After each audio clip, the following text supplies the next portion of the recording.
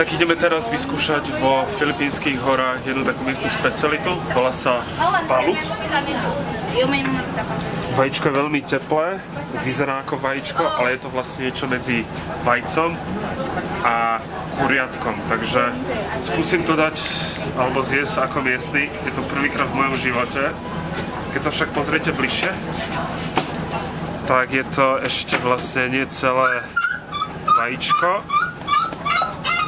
Tu už vidím kúsok kuriatka, ktoré ešte nejako nedozrelo do vajíčka.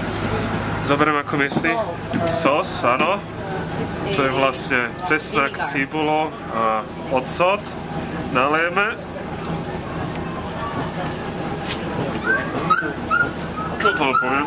Je to hlavne cítiť skôr ten ocot. A teraz sa pôjdeme pozrieť bližšie, že čo to vlastne máme. Takže ideme to vyskúšať.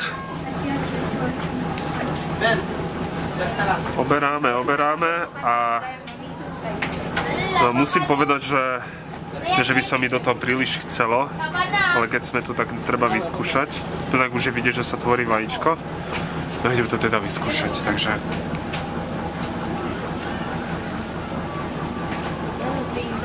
Ešte také nedovarené vajíčko. Dobrú chuť.